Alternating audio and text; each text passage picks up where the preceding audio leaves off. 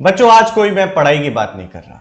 मैं आज कुछ अच्छे अच्छे वैज्ञानिकों की बातचीत करना चाहता हूं और मैं बताना चाहता हूं कि किस तरीके से उन्होंने इतने बड़े बड़े सिद्धांतों के बारे में सोचा।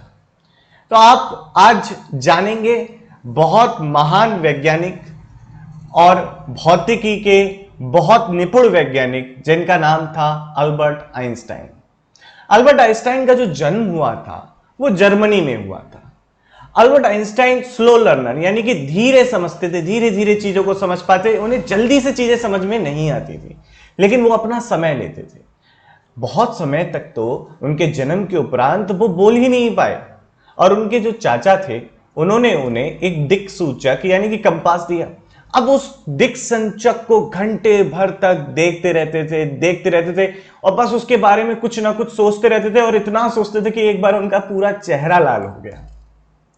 तो कहीं ना कहीं उनके मन की जो जिज्ञासा थी या मैं कहूं ज्ञान के प्रति जो भूख थी वो उनको हमेशा पढ़ने के लिए प्रेरित करती थी और जानने के लिए प्रेरित करती थी। कुछ ऐसी ही रोचक बातें हैं आइंस्टाइन के विषय में कि वो किस तरीके से अपने काम में तल्लीन रहते थे। एक बार आइंस्टाइन अपने जो यूनिवर्सिटी है विश्वविद्यालय से निकले और कैब में बैठ गए।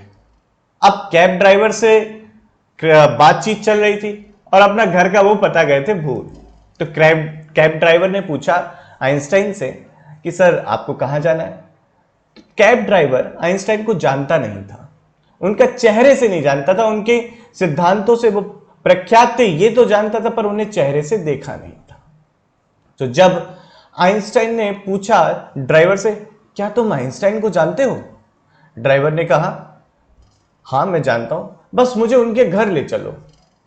तो बोले अच्छा, तो आपको आइंस्टाइन जी के घर जाना है। अरे बहुत बड़े भौतिकी के सिद्धांत उन्होंने दिए हैं, चलिए उनके घर चलते हैं। पर आप कौन है? तो आइंस्टाइन ने जवाब दिया मैं आइंस्टाइन हूं।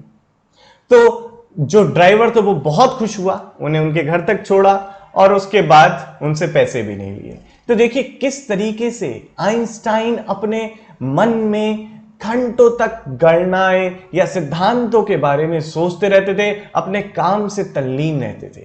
तो ये तल्लीनता जो है, उसी तल्लीनता का परिणाम है कि उन्होंने इतना बड़ा सिद्धांत सापेक्षता का दिया जो अभी कुछ महीनों पहले जिसके आपको प्रायोगिक प्रमाण भी मिले हैं। तो ये बहुत जानना आवश्यक है कि किस तरीके से हम भी अपने जिज्ञासा को लेकर सोचें, उसमें समय व्यतीत करें, कुछ समाज के लिए सोचें। कुछ ऐसे ही और रोचक तथ्य है आइंस्टाइन के विषय में। एक बार आइंस्टाइन की ये भी बहुत इनकी जीवन की सादगी से हमें बहुत कुछ जानने को मिलेगा।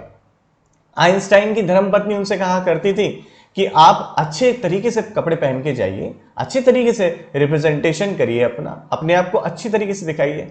तो आइंस्टाइन कहते थे प्रिंसटन जा रहा हूं, वहां पर क्या अच्छे तरीके से पहन के जाऊं, वहां पर सब लोग मुझे जानते हैं। अब एक बार आइंस्टाइन को एक गोष्ठी समारोह में अपने आप को व्यक्त करना था, अपने आप को प्रेजेंट करना था। तो अब उनकी धर्मपत्नी जिद करने लगी कि नहीं नहीं, इस बार तो आप जो जाएंगे अच्छे कपड़े पहन के जाएंगे, अच्छे तरीके से जाएंगे। आइंस्टाइन ने कहा अरे क्या आवश्यकता है, वहां पर मुझे कोई नहीं जानता है। तो ये उनके जीवन की सादगी थी जिससे हमें समझना चाहिए कि वास्तविकता में हमारे को जीवन में क्या चीजें उपयोगी हैं और क्या नहीं है, किन चीजों में हम व्यर्थ में समय करके अपना जीवन बर्बाद कर रहे हैं, क्या वास्तविकता क्या है, इस चीज को जानना जरूरी है।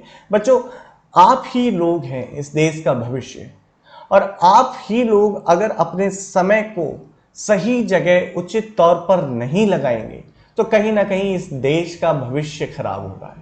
तो मेरा सही काम है कि मैं आपको बता सकूं कि कितनी रोचक बातें हैं ऐसे वैज्ञानिक के विषय में, जीवन में। तो इसको मैंने आपके सामने प्रस्तुत किया।